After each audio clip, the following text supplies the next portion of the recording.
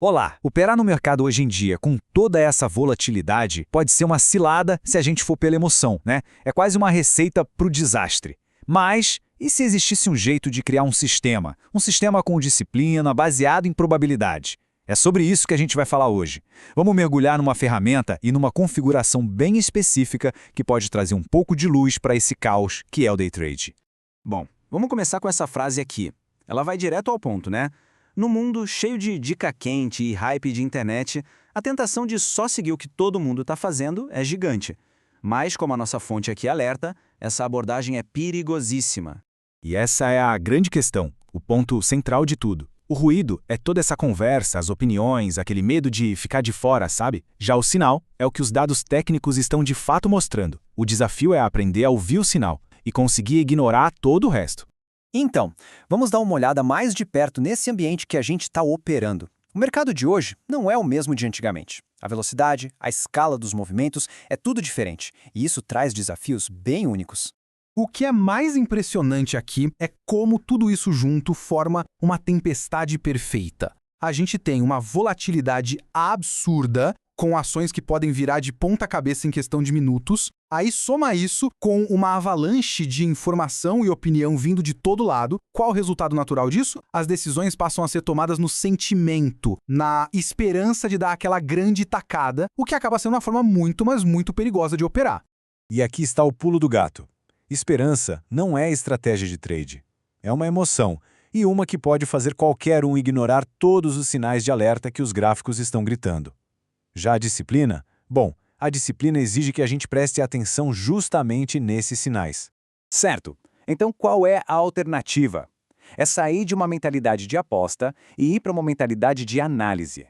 É sobre construir uma estrutura, sabe? Um modelo que possa ser repetido e que não dependa de sorte ou da dica de alguém. Ninguém acerta todas, e o objetivo nem deveria ser esse. A meta de verdade é desenvolver um sistema onde, com o tempo, a probabilidade de ganhar seja maior que a de perder. É assim que se constrói consistência. Imagina uma caixa de ferramentas. Cada indicador de análise técnica é uma ferramenta lá dentro.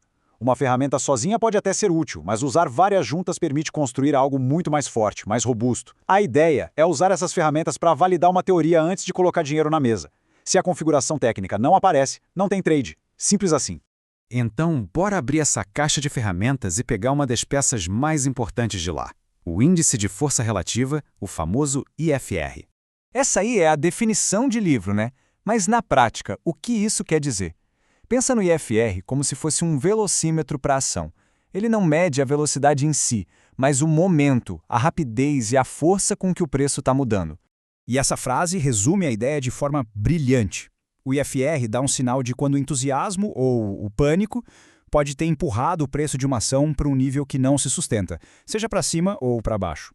Agora, a maioria das pessoas usam o IFR na configuração padrão, mas a fonte que a gente está analisando aqui propõe uma abordagem um pouco diferente, ajustando os parâmetros para tentar pegar sinais mais extremos e, quem sabe, mais confiáveis.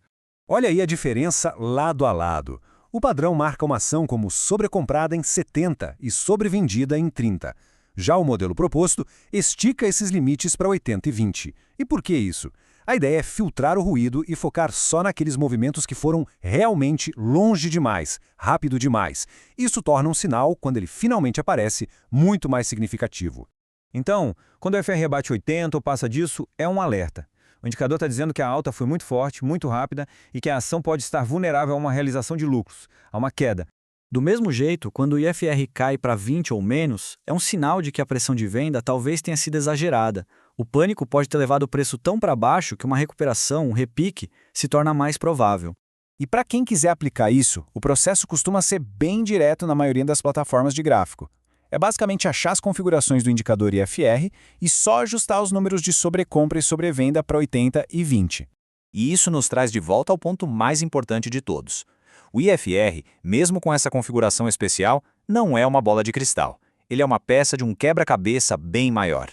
Essa frase da fonte é absolutamente crucial. Ver o IFR em 80 não é um sinal automático de venda. Vê-lo em 20 não significa compre agora.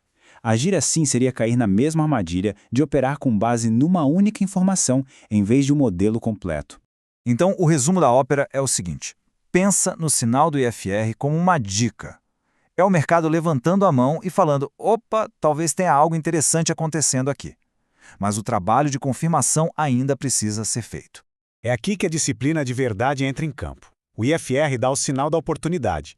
Aí é hora de olhar os outros indicadores da caixa de ferramentas. Médias móveis, níveis de suporte, resistência, para ver se eles concordam. Se 2 ou 3 indicadores diferentes apontam para a mesma direção, a chance da operação dar certo aumenta, e muito. É assim que se constrói um modelo robusto. E para fechar, fica essa pergunta para reflexão. Existe uma linha muito clara que separa uma abordagem disciplinada, com regras, de uma que é só reativa, puramente emocional. No fim das contas, é a diferença entre construir um modelo de verdade e operar só na base da esperança. Fica a pergunta no ar: qual abordagem está guiando as decisões de quem opera?